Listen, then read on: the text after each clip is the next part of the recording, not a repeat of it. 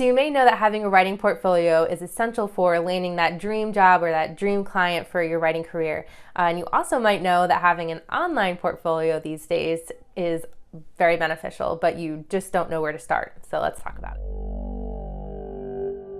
To Robin Writers, where we talk about all things content writing. My name is Rebecca, and before we talk more about how to make your online portfolio today, I wanted to talk to you about what is included in your portfolio, which if you don't have a lot of experience or you're just starting out, you may only have a couple writing samples, or you may not have really much at all that you're willing to put in a portfolio for potential clients or employers.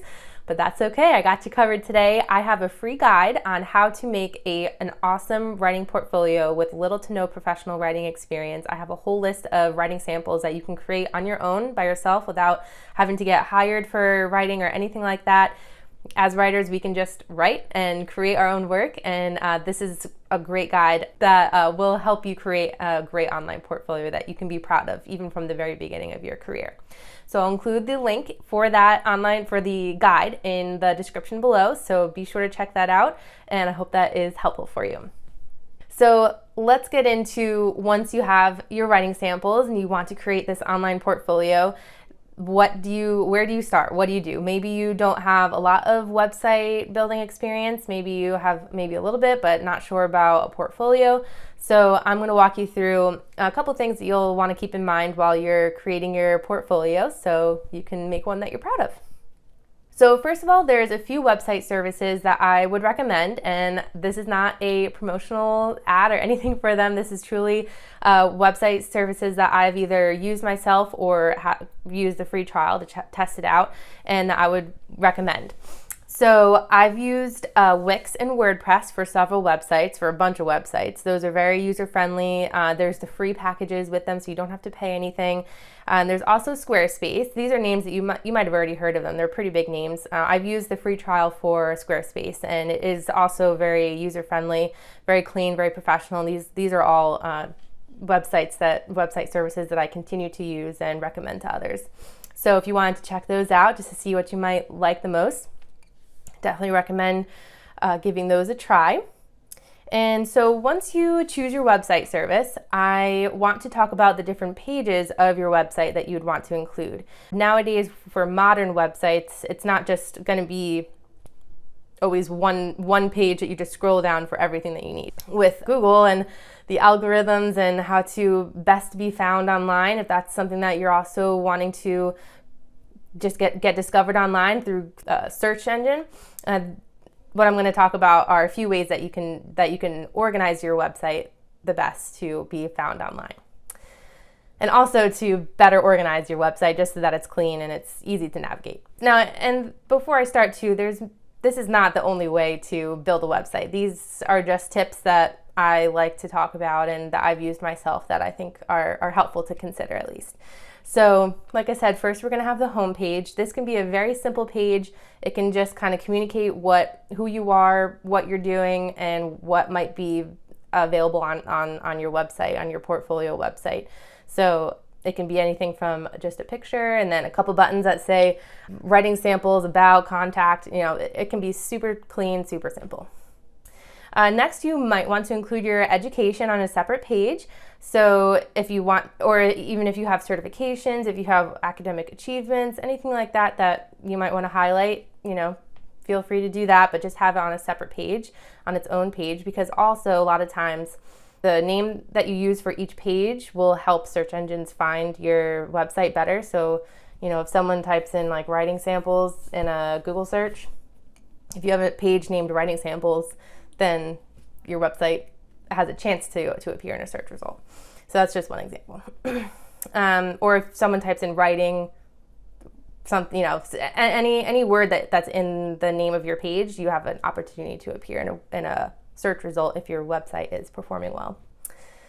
Okay, so we talked about homepage, we talked about education, and next you want to have, of course, your writing samples on their own page. So this is going to be, you can include links to articles that might be published somewhere. You can include buttons that is like a downloadable PDF of just your writing that you have on one page. Any way that you feel is best to display your writing. You might even have a blog. Like I'll link down below to a video that I talked about, a blog that you might want to check out. So if you want to include your blog as well, which I highly recommend, if you do have a blog, you should include it in your writing portfolio. I always like to say a blog is like a jackpot of writing samples, so you definitely want to include that, in my humble opinion. So the writing samples page. Put everything out there that you're proud of, your best work, everything's right there. Then you might want to have an about section. So this can differ from the home page. The home page doesn't have to necessarily go very deeply into who you are and what you do and your whole life story and everything. That I would save all for your about page. So you can tell a little bit more about you, your career goals, your past work, what you're wanting to do in the future, your aspirations. It can kind of be like the about section of LinkedIn, which I also made a video of. I'll link it down below as well. It's just going to be something brief to get your website viewer just more familiar with who you are and what you're about. And then finally, I would suggest making a contact page. So this will obviously include your contact information or just a way for your viewers to contact you. So if you're not comfortable putting your phone number or your full email address, I've always used a contact form. So people who are on your website, and if they want to contact you, they'll fill out the form, and then that message will be sent to you, whatever email that you have set up with that form. And your website viewers will not know what email address that message is going to, so you keep that private. Contact form makes it a lot easier and faster for people to contact you versus having an email address displayed, and they have to copy and paste it, open up their email, paste your email into their email, and then type the message. It's just, if you want people to contact you, then it's definitely more convenient just to have a contact form right on your contact page. So for me, I don't really think that an online portfolio has to be too complicated. It should be very easy to navigate for potential clients or employers, whoever finds your website. You don't want it to be too complicated or anything. And also, in order to give you a better picture of what some writing portfolios could look like, I do have some examples here. So the first example that I'm going to show you is by Rebecca Hobson. She is a writer and a freelance journalist. She has publications including BBC, Vice, and The Times. So I thought she was a really great writer to take a look and give you an example. All right, so let's start on her homepage. So first of all, I really love how simple it is. We have a picture of her, a nice professional, clean picture. We have her name, we have writer, so we know exactly what she does. And then we have a very simple navigation menu. So if we go to work, she very clearly lays out exactly what she does, and I love how she organizes it into the different categories. So if we click on food and drink, for example, we can just see all of the different pieces that she's done on food and drink, including some video content, which I really like. So this makes it really easy to navigate and just kind of easy to see exactly what she does. And then over here on her vertical navigation menu, I like that she has that available no matter what page you're on. It's very easy to navigate. We have her about page here, and I love the picture that she has here with her child. Nice personal touch. I think that's really great. And then some more information about her just to get to know her better and some more of her background. I like that a lot. And this is also very simple, very clean, to the point. I really like that a lot. All right, and then we have her page for her resume. This shows all of her qualifications, her skills, some freelance work, I think she has some journalism, and then full-time employment here to kind of show the range of different types of work she's done, including other projects and her education. So again, this is very cleanly, professionally laid out, very easy to read, very visually appealing.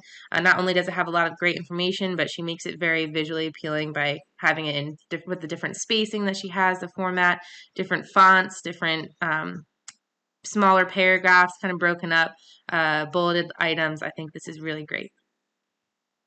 And then, of course, she has her contact page, and this is super simple too. Just her phone number and email. I think that's good. It's just what she prefers to have it as instead of a contact form, kind of like we mentioned earlier. She has her phone number and email just written right out here.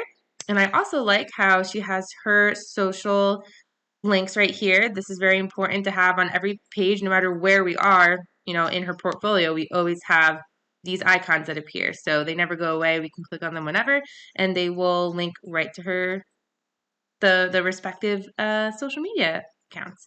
So I love this. I think it's super simple. I like how when you click on her name, it brings you right back to the home page, and we're right back where we started. So again, this is, I think, a very good example of a very simple, clean, professional looking online portfolio that does a really good job of showing all that she does. Okay, so next I'm going to show you my writing portfolio. I think it's important to show you a couple different examples here. So let's take a look. All right, so this is my online portfolio. I have my name written clearly right here with some social links, and I have my navigation menu up at the top. I love to have my hero images here, so it's a nice and clean hero image, and then kind of like a headline that has a couple words that describe exactly who I am, what I do, so it's very clear by the home page, exactly what I do. There's no question there. And then I have a couple buttons here to go directly to two of my I think, very important pages. So that's easy to navigate and kind of makes them stand out a little bit. So let's see, if we start with education, I have another hero image here. I think that is just good to have as a starting point of the page. And I have very clear my education, what page you're on.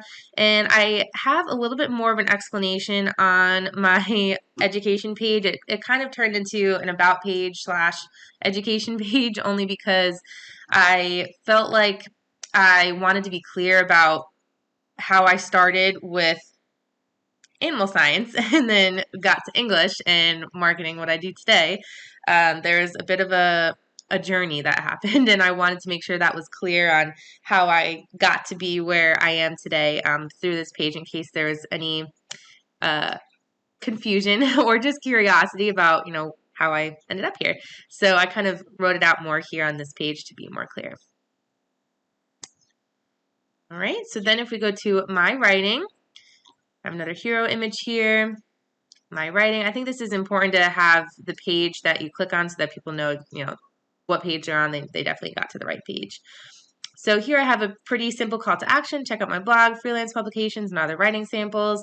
So I have my top writing samples here that I would want to have people look at first. So I have my Robin Writers website. I have an email series that I wrote, and one of my favorite blog posts that I wrote for Robin Writers. And then I have my author blog platform here. And then I have a couple articles that I wrote by myself, just by interviewing. Actually, my husband I interviewed for this one, and my sister I interviewed for this one, just as extra writing samples.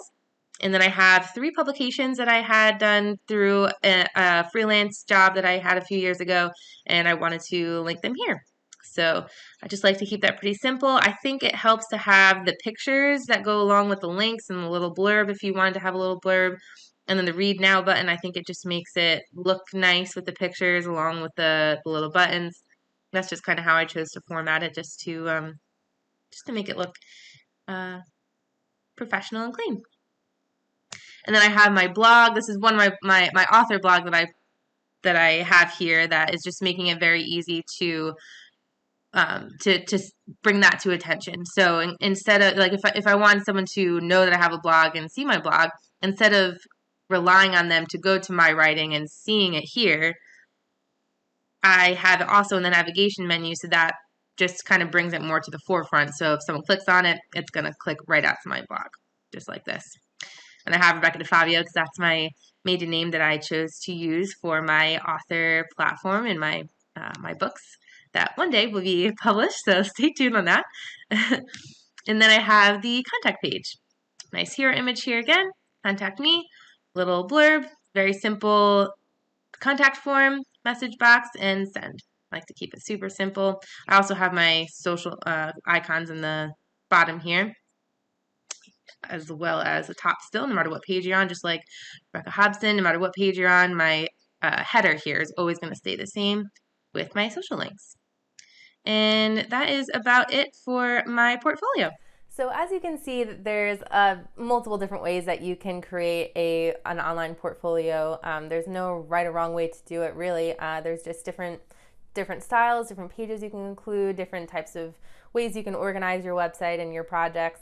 There's really a lot of freedom there to make it your own and to just show off your work. And again, before I let you go, don't forget about my free guide on how to make an online portfolio or a writing portfolio in general without any writing experience or with little writing experience. It's totally possible to get really quality writing samples done and display them on your new online portfolio for your potential clients and employers. So I really hope this helped you. Again, click on the link below. I'll have that to bring you to the free guide. I hope that helps you out, and I hope this was helpful if you don't have really a lot of experience in creating an online portfolio or a website. These, like I said, Wix, WordPress, and Squarespace, those are three very user-friendly, very simple website services that help you create really professional-looking websites, and you can even have fun with it. So thank you so much for watching, and I wish you the best of luck. Have a great day.